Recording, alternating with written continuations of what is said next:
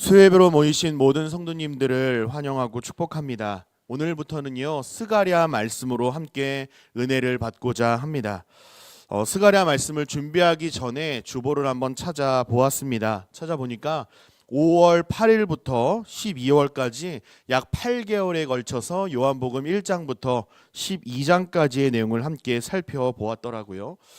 전하는 자나 듣는 자나 쉽지 않았던 말씀이었는데 각자에게 필요한 은혜들을 주셨으리라 믿고 감사를 드립니다. 오늘부터 이 스가랴 말씀을 강해하고 또 은혜를 나눌 텐데요. 먼저 은혜를 우리가 사모했으면 좋겠고요. 사모하는 우리의 심령 가운데에 큰 은혜를 부어주실 줄 믿습니다. 스가랴 첫 시간인 만큼 개론이라고 하죠. 나무를 들여다보기 전에 천천히 숲을 한번 들여다보는 시간을 갖도록 하겠습니다. 스가랴의 배경, 역사적인 상황, 또 핵심 내용들을 먼저 좀 살펴보도록 하겠습니다. 여러분은 스가랴 하면 무엇이 생각이 나십니까? 스가랴는 성경 어디에 위치해 있고 또 몇 장까지 기록되어 있는지, 또 어떤 내용이 기록되어 있는지 여러분 머릿속에 딱 떠오르십니까? 아마도 스가랴는 매우 생소한 말씀일 것이라 생각을 합니다. 설교자들의 환영을 받는 본문도 아니고요. 또 성경의 독자된 우리가 선호하는 말씀도 사실은 아닌 듯합니다. 구약학자인 더글라스 스튜어트는요, 이 스가랴서를 선지서 중에서 이해하기 어려운 책이라고 말하기도 합니다. 환상과 묵상, 또 상징이 난무하는 이 스가랴의 내용이 실제로 이해하기가 굉장히 어렵고요. 설교하기는 더더욱 어려운 본문이 아닐까 하는 생각이 듭니다. 그런 관점에서 볼 때 우리가 수요일마다 스가랴 강해를 한다는 것이 우리에게 큰 도움이자 신앙의 유익을 주리라고 저는 믿습니다. 스가랴는요, 구약 성경 39권 중에서 38번째에 위치해 있고요. 또 소선지서 13권 중에서 분량이 가장 긴 14권으로 되어 있습니다. 스가랴는요, 여호와께서 기억하신다라는 뜻입니다. 다시 한번요, 스가랴는 여호와께서 기억하신다라는 뜻입니다. 선지자는요, 하나님께 계시를 받아서 하나님의 뜻과 섭리를 가감없이 전하도록 부름받은 사람입니다. 당시 선지자의 이름은요, 예쁜 이름, 유행하는 이름, 좋은 뜻을 가진 이름으로 정하는 것이 아니었습니다. 당시의 역사적인 상황과 하나님과 백성들의 관계에 따라서 이름을 지었습니다. 그렇다면 여호와께서 기억하신다라는 이 스가랴 선지자의 이름 뜻은 과연 어떤 의미를 담고 있었을까요? 하나님께서 선택하신 이 언약 백성들을 향한 하나님의 사랑하심과 신실하심을 잘 보여주고 있습니다. 너희는 비록 나를 잊고 살아가더라도 나는 결코 너희를 잊지 아니할 것이다. 너희들을 향한 나의 약속은 결코 포기하지 않을 것이다 라는 하나님의 굳은 의지를 담고 있다라고 할 수가 있습니다. 엄마가 나를 모르는 척하는 몰래카메라 영상을 본 적이 있습니다. 아들과 엄마가 길거리에서 우연히 마주치는 상황을 연출을 했습니다. 아들이 엄마를 알아보고 엄마를 부르고 막 반갑게 인사를 해요. 그런데 엄마는요, 나는 당신의 엄마가 아닙니다 라고 차갑게 반응을 하는 거예요. 부인하는 거죠. 아들은요, 엄마의 반응을 보고 이렇게 혼란스러워하다가 나는 당신의 엄마가 아닙니다라고 거듭 부인하자 저분은 나의 엄마가 아니다라고 어쩔 수 없이 인정할 수밖에 없게 되었습니다. 세상에 하나뿐인 엄마가 아들의 존재를 부인하자 존재와 정체성에 대한 혼란스러움으로 고통스러워하는 이 아들의 모습이 영상에 그대로 담겨져 있어서 시청자들의 안타까움을 샀습니다. 하나님과 우리의 관계에서 이렇게 한번 생각해 보면 어떨까요? 어쩌면 우리도 순간순간마다 하나님을 부인하는 영적 치매 환자처럼 살아갈 때가 있지 않습니까? 나의 형편과 상황, 처지에 따라서 하나님이라는 존재를 부인하기도 하고요. 또 기도하고 예배하지만 하나님의 능력을 인정하지 못할 때도 솔직히 있습니다. 심지어 우리가 교회를 다니는 것, 다시 말해 성도라는 정체성을 숨기며 살아갈 때가 있지 않느냐라는 말입니다. 하나님께 참으로 부끄럽고 죄송한 모습이죠. 그럼에도 불구하고 뭐가 그렇게 잘났다고 하나님 앞에서 당당한지 무지몽매한 죄인들의 모습이 아닌가 부끄럽습니다. 그런데 하나님은요, 하나님께 불신실한 자녀들을 외면하지 아니하시고 반드시 기억하신다라고 말씀을 하십니다. 여호와께서 기억하신다라는 이 스가랴 이름 뜻을 대하면서 우리를 향한 하나님의 사랑과 신실하심을 다시금 기억하실 수 있기를 바랍니다. 여러분, 도저히 이해할 수 없는 사랑입니다. 세상 어디에서도 경험할 수 없는 신실하심입니다. 죄 많고 미약한 저와 여러분들을 향해 베풀어 주시는 이 하나님의 사랑과 은혜에 감사하며 살아가는 우리 모든 제의 가족들이 되시기를 예수님의 이름으로 간절히 소망하고 축복합니다. 스가랴 선지자가 활동했던 시대적 상황을 좀 살펴보겠습니다. 스가랴 선지자가 활동했던 시기는요, 유다 백성들이 바벨론에서 70년의 포로 생활을 마치고 돌아온 직후였습니다. 여러분 잘 아시듯이 이스라엘이라는 나라는요, 북이스라엘과 남유대로 쪼개졌죠. 그리고 나라까지 망하게 되어서 바벨론의 포로로 끌려갔습니다. 하나님의 언약 백성이라는 이 민족 정체성마저도 빼앗긴 채 제국의 지시에 순응하며 살아야 했습니다. 얼마나 고통스럽고 비참한 시간을 보냈을지 상상조차 하기 어렵습니다. 고통과 절망의 포로 70년의 기간이 지나고 바벨론을 점령한 이 페르시아의 왕이 이스라엘 백성들에게 고국으로 돌아가도 좋다라는 명령을 내립니다. 이때 49,897명이 1차 포로 귀환하여서 성전 건축을 시작을 했습니다. 여러분 한번 생각해 보시기를 바랍니다. 결코 망하지 않을 것 같았던 나라가 망하고 포로로 끌려가지 않으리라 확신했었는데 포로로 끌려가 70년의 시간이 지나 고국으로 돌아온 백성들의 마음은 어떠했을까요? 저는 포로로 끌려가 본 적은 없지만 오랜 시간 동안 지냈던 곳에서 떠나올 때의 마음을 한번 떠올려 보았습니다.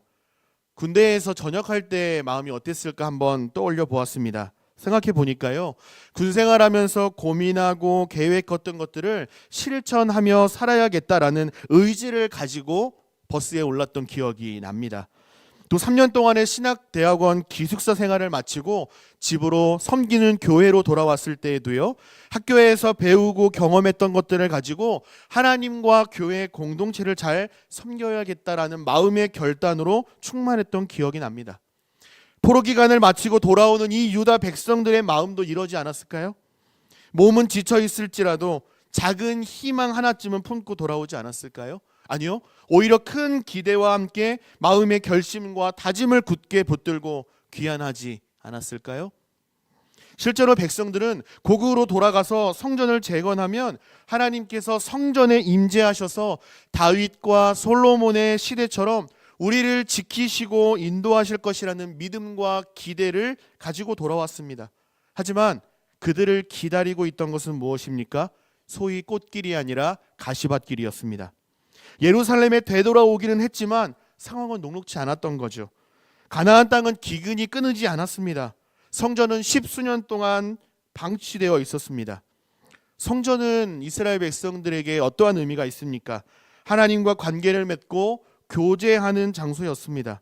이렇듯 이스라엘 백성들에게 성전은 민족적인 정체성이자 영적인 자부심 그 자체였습니다. 포로 귀환 후에 성전을 재건하는 일은 누구보다 시급하고 중요한 일이었습니다. 그런데 성전 재건 건축은 쉽게 이루어지지 않았습니다. 아시리아와 바벨론의 이주 정책에 따라서 그 땅에 새로 정착한 민주민들이 있었는데 포로 귀환한 유다 백성들이 성전 재건을 시작하자 거세게 방해를 하는 겁니다. 유다 주변에 살고 있는 민족들은 페르시아 관료들에게 뇌물을 주면서까지 이들이 성전 재건을 하지 못하도록 막아달라라고까지 요구를 했습니다. 그렇게 하루가 지나고 이틀이 지나고 자신의 생업과 가정을 돌보는 일에 집중하다 보니까 반복적이고도 바쁜 일상에 매몰된 채 살아갔습니다. 먹고 사는 데에 점점 바빠졌고 성전 재건을 위해서 내가 할 수 있는 일은 이제 없다. 내가 해볼 만큼 해봤다 라는 이 패배주의에 빠져서 16년이라는 시간이 흘렀습니다. 그렇게 백성들에게 성전 재건의 꿈은 잊혀져 갔습니다. 여러분 한번 생각해 보시기를 바랍니다. 우리가 외출할 때 반드시 챙기는 물건이 있습니다. 심지어 화장실까지 들고 들어가는 물건인데요. 여러분 그것은 무엇입니까? 휴대전화입니다. 사람마다 차이가 있겠지만요, 휴대전화 없이 문 밖을 나서기가 힘든 시대를 우리는 살아가고 있죠. 그런 우리가 16년 동안 휴대전화 없이가 아니라 교회와 무관하게 성경책 없이 16년 동안을 살았다고 한다면 그들의 영적인 상태가 어떠했는지 쉽게 짐작하실 수 있으시겠죠. 사랑하는 제2가족 여러분, 혹시 여러분도 눈앞에 놓인 어떤 급한 일들을 처리하느라 잠시 놓치고 있었던 결심과 사명이 있으십니까? 하나님, 저 급한 일만, 급한 불만 끄고 얼른 처리하고 다시 돌아오겠습니다 하고 잠시 하나님의 곁을 떠났는데 아직까지 그 약속을 지키지 못하고 계신 분이 혹시 우리 주변에 계시지는 않습니까? 이 말씀이 선포되는 동안에 하나님께서 생각나게 하시는 일들이 있다면 회피하거나 외면하지 마시고 회복하실 수 있기를 축복합니다. 혹 또 생각나는 분들이 있으시거든 그들을 위해 기도해 주시고 그들에게 주님의 사랑을 다시금 들려주실 수 있기를 바랍니다. 녹록지 않았던 현실 속에서 이스라엘 백성들에게 하나님의 회복이 임하게 되거든요. 하나님께서 학개 선지자를 통하여서 성전을 건축하라라는 명령을 선포하시고요. 그로부터 2달 뒤에 스가랴 선지자에게 하나님께로 돌아오라라는 명령과 함께 8가지 환상을 보여주시면서 백성들을 위로하고 그들을 위해 준비해 놓으셨던 구원 계획을 펼쳐 보이십니다. 하나님의 계획은 무엇입니까? 만왕의 왕이요 유일한 구원자 되신 예수 그리스도를 통해 온 열방의 회복을 이루시겠다라고 말씀을 하십니다. 사랑하는 여러분, 오직 예수님만이 우리의 소망이 되시는 줄 믿습니다. 학개와 스가랴를 통하여서 나아가 예수 그리스도를 통해 온전한 회복과 구원을 이루시겠다고 약속하신 하나님께서 이 시대를 살아가는 모든 성도들에게 회복과 위로의 구원을 이루어 주실 줄로 믿습니다. 이러한 은혜가 저와 여러분의 삶 가운데 선명하게 경험되어지기를 예수님의 이름으로 간절히 축복합니다. 이제 본격적으로 오늘 본문의 내용을 살펴보도록 하겠습니다. 오늘 본문에서 하나님의 구원 계획, 곧 회복의 시작을 이렇게 선포하시는데요. 우리 1절 말씀을 같이 한 목소리로 읽어보도록 하겠습니다. 1절입니다. 시작. 다리오 왕 제2년 8째 달에 여호와의 말씀이 이도의 손자 베레기야의 아들 선지자 스가랴에게 임하니라. 이르시되. 아멘. 스가랴 1장 1절은요 스가랴가 어떤 사람인지를 소개해주고 있습니다. 첫 번째로요 스가랴서의 저자는 스가랴라 이렇게 알려주고 있습니다. 둘째는요 스가랴를 이도의 손자 베레기야의 아들이라고 소개를 하고 있습니다. 성경에서 저자를 소개할 때요 조상의 이름까지 소개한다는 것은요 당시 상당한 영향력을 행사하는 가문이라는 것을 알려주는 겁니다. 느헤미야 12장에 보면 1차 포로 귀환자 목록 중에서 제사장과 레위지파 사람들을 소개를 하고 있는데요. 이또와 스가랴의 이름이 거기에 포함이 되어 있습니다. 이를 통하여서 스가랴는 유력한 제사장 가문의 일원이었음을 우리가 알 수가 있습니다. 세 번째로요. 스가랴에게 하나님의 계시가 주어진 구체적인 시기를 소개해 주고 있습니다. 페르시아의 왕 다리오의 왕이 집권한 지 2년 8개월이 된 때라고 말해주고 있죠. 이를 통하여서 스가랴와 학개 선지자는 동시대에 활동했던 선지자임을 우리가 알 수가 있는데요. BC 520년에 학개 선지자에게 먼저 하나님의 말씀이 임했고요. 2달 후에 스가랴 선지자에게 하나님의 말씀이 임했습니다. 선지자는 하나님의 말씀을 받아서 가감없이 선포하는 자입니다. 스가랴 선지자가 하나님께 받은 계시의 내용은 무엇입니까? 한마디로 여호와 하나님께 돌아오라라는 회복의 메시지였습니다. 여호와 하나님께 돌아오라라는 중차대하는 메시지를 선포하도록 하나님은 계시의 말씀을 주시는데요. 2절 3절에 이렇게 되어 있습니다. 여호와가 너희의 조상들에게 심히 진노하였느니라. 그러므로 너는 그들에게 말하기를 만군의 여호와께서 이처럼 이르시되 너희는 내게로 돌아오라. 만군의 여호와의 말이니라. 그리하면 내가 너희에게로 돌아가리라. 만군의 여호와의 말이니라. 아멘. 우리가 함께 읽은 이 2절 3절에 반복되는 표현이 있는데요. 여러분 혹시 찾으셨습니까? 만군의 여호와라는 표현이 무려 3번이나 반복이 되고 있습니다.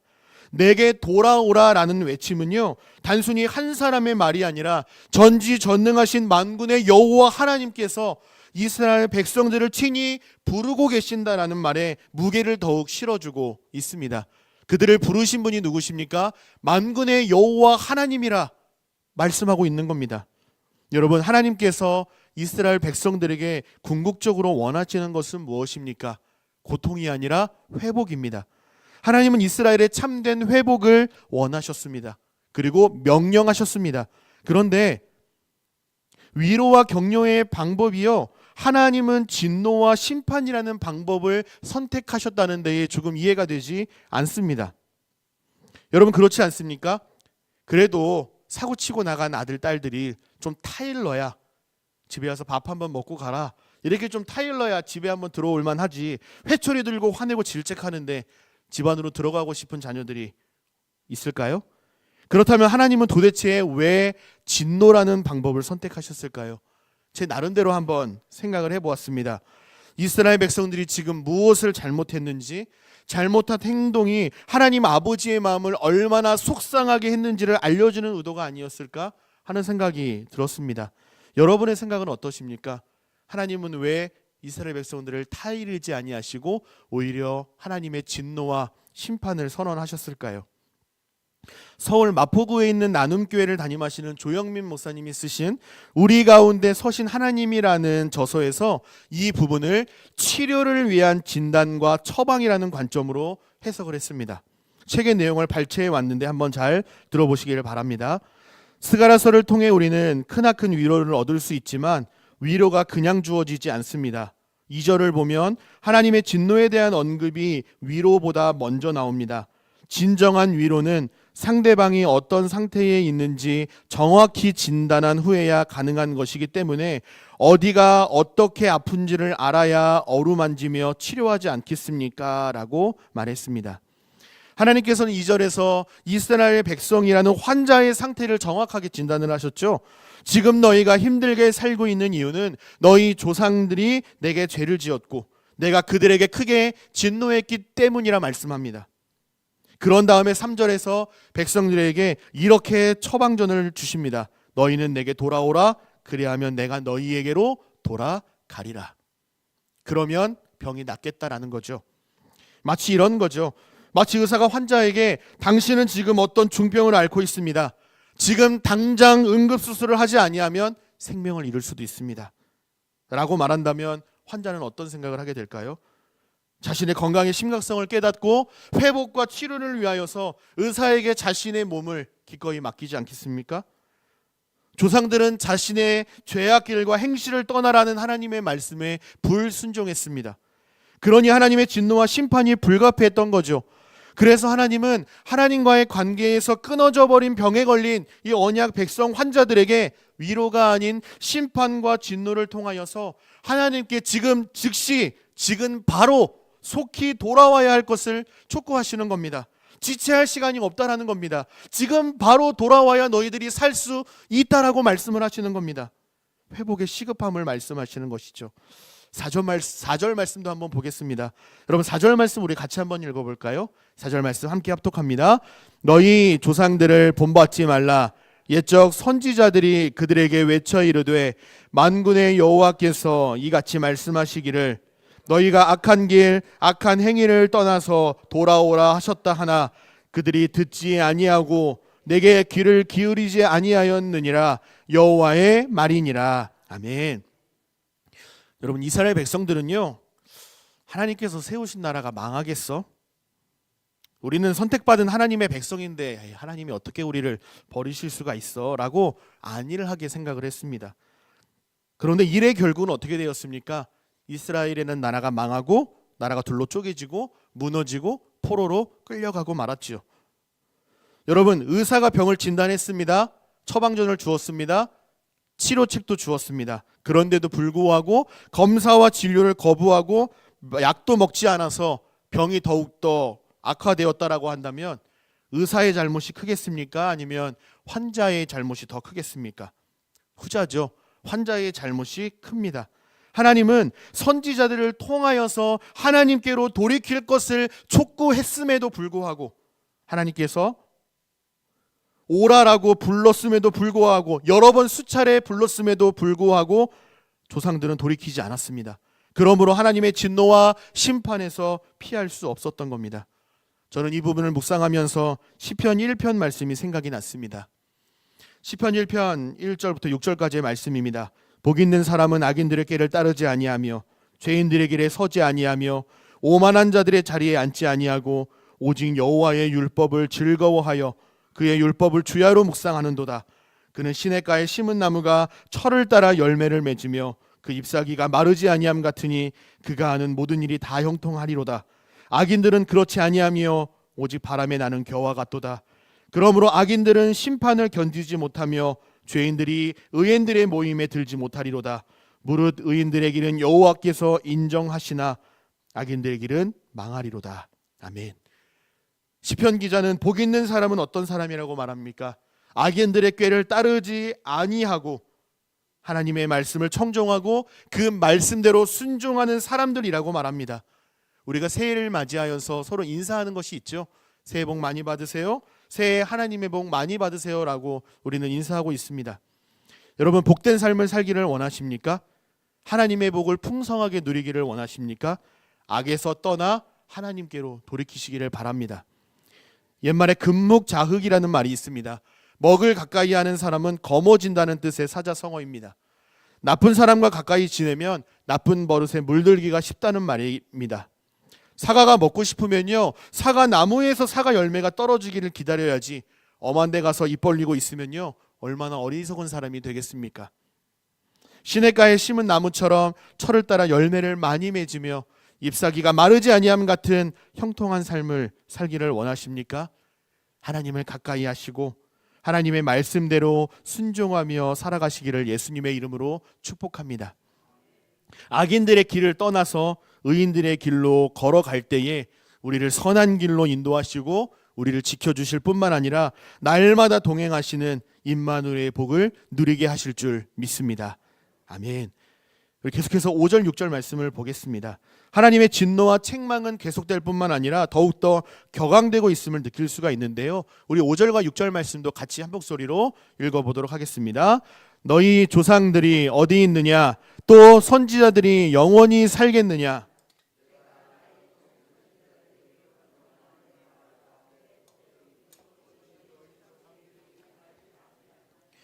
그러므로 그들이 돌이켜 이르기를 만군의 여호와께서 우리 길대로 우리 행위대로 우리에게 행하시려고 뜻하신 것을 우리에게 행하셨도다 하였느니라. 아멘.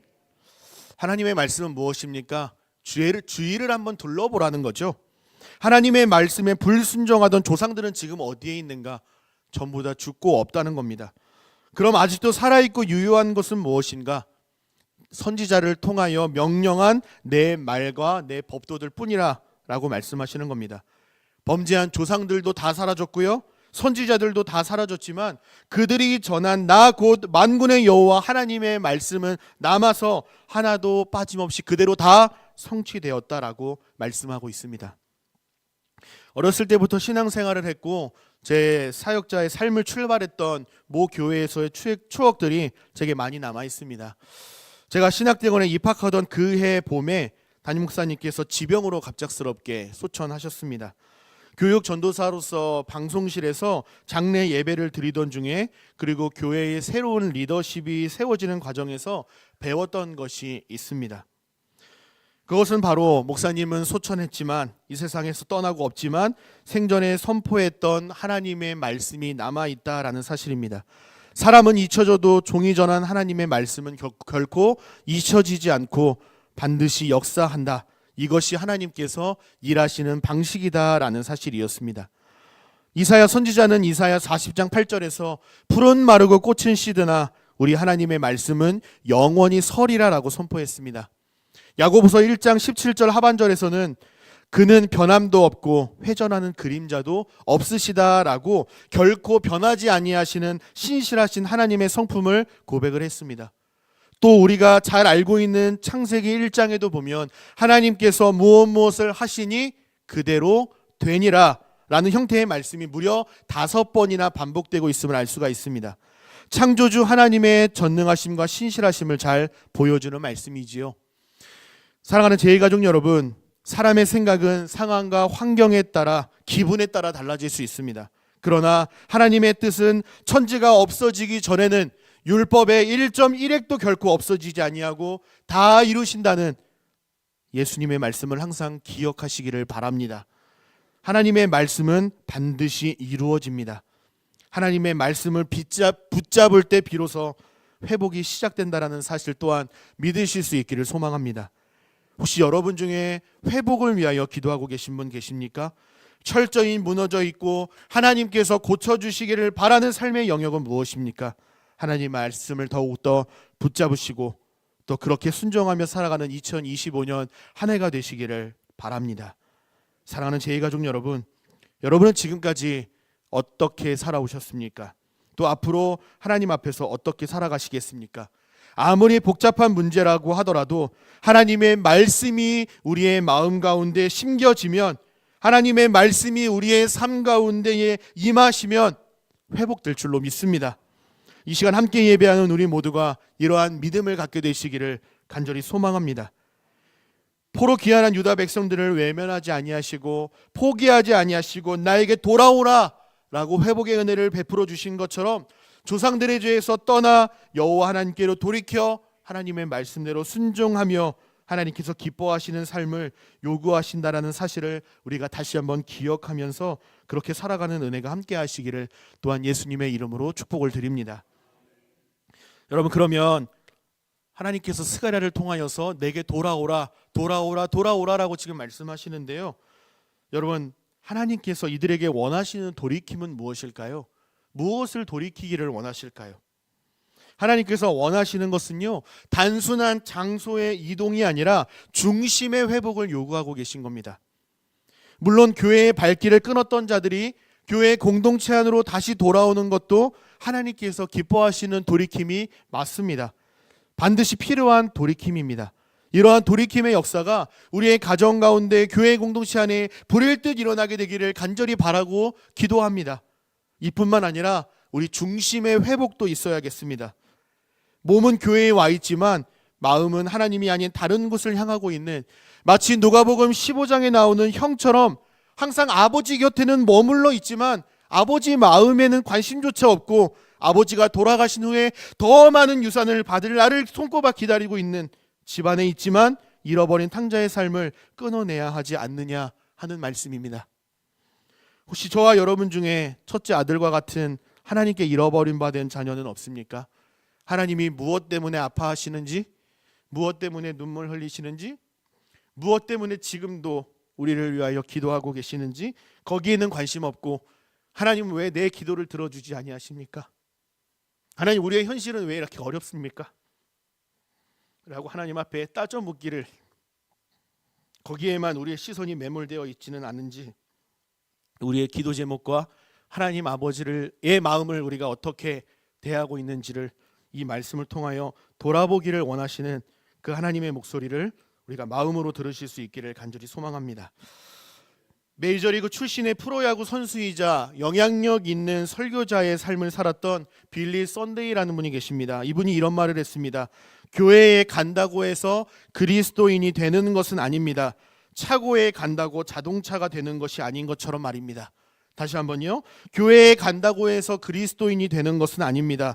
우리가 차고에 간다고 자동차가 되는 것이 아닌 것처럼 말입니다 라고 말했습니다.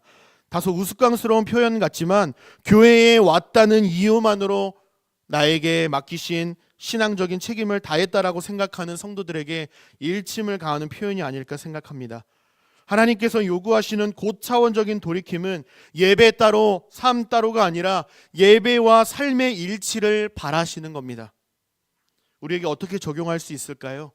교회에 와서 찬양하고 말씀 듣고 은혜 받고 집에 가려는데 주차장에 내려와서 화내느라, 만나실 가서 화내느라 은혜 다 까잡수시는 분들도 계실 겁니다. 교회에서는 직분자요 예배자인데 가정과 직장에서는 하나님 없이 살아가는 분들도 계실 수 있겠죠. 죄송하지만 실제로 이런 분들이 많이 있습니다. 신학대학원에서 축구대회 하면 아주 난리도 아닙니다. 선수들의 안전과 하나님 앞에서의 페어플레이를 위해서 경기 시작 전에 기도하고 축구 경기를 하는데요, 경기가 과열되면요 화내고 욕하고 심지어 싸우기까지 합니다. 오죽하면 전도사님들 사이에서 이렇게 혈기 부리고 짜증내고 화낼 거면 축구대회를 하지 말든지, 아니면 경기 시작 전에 대표 기도를 아예 하지 말라라고 말하기도 합니다. 도대체 이게 뭐냐라는 거죠. 하나님 앞에 대표 기도하고, 대표 기도는 그냥 휘슬 불기 전에 형식적으로 하는 어떠한 영적인 행위로만 여기는 이 전도사들에게 일침을 가하는 거죠. 여러분, 저도 지금 강단에서 하나님의 말씀을 전하고 있지만요, 저는 여기서 화내지는 않았어요.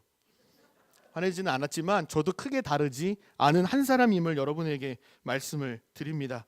주님은 우리에게 말씀하세요. 이중적인 삶을 끊어내고 회복해야 할 것을 주님은 우리에게 요구하십니다.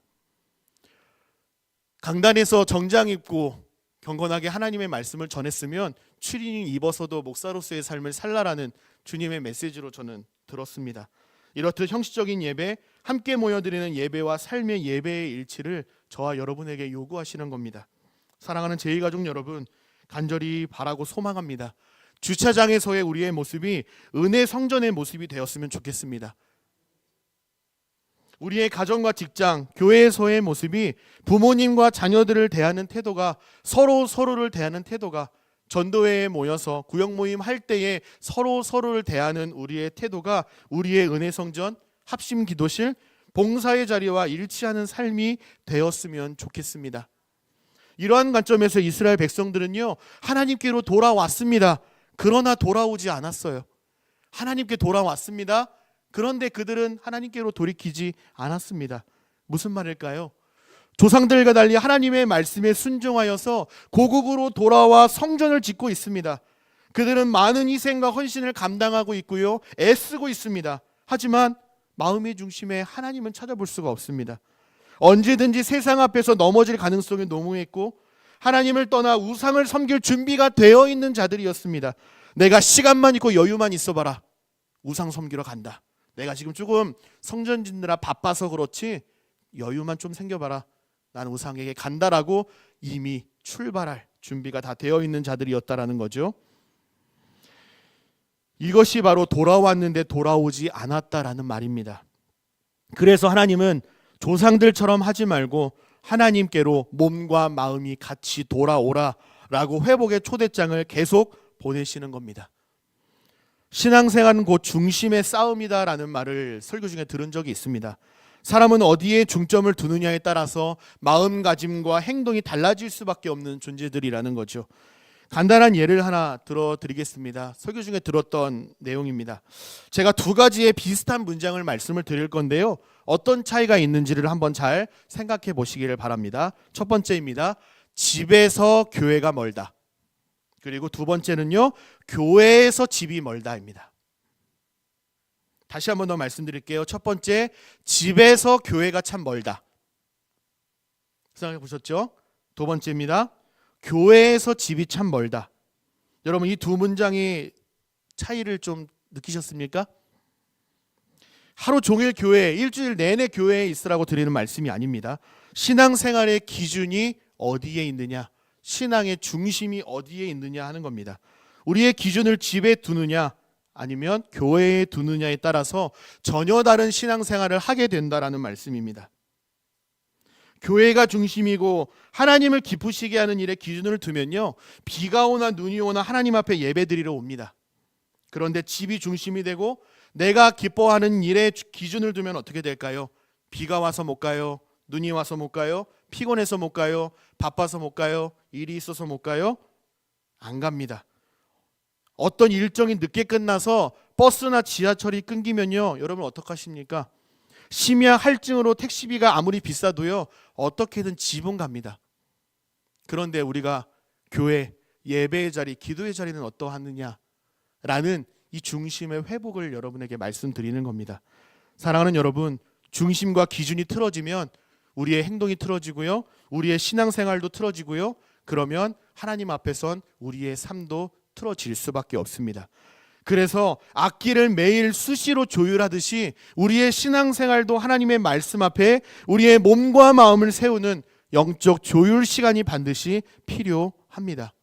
그런데 우리의 삶 속에서 이러한 하나님의 말씀 앞에 우리의 영혼을 세우는 영적 조율의 시간이 바쁘다는 이유로 해야 할 일이 많다는 이유로 잠시 제쳐두었기 때문에 예배는 교회에서, 바쁜 일은 집에서 라고 혹시 이원된 삶을 살아가고 있기에 세상 사람들이 교회를, 성도를 걱정하고 있는 것은 아닌가 하는 생각을 조심스럽게 말씀을 드립니다.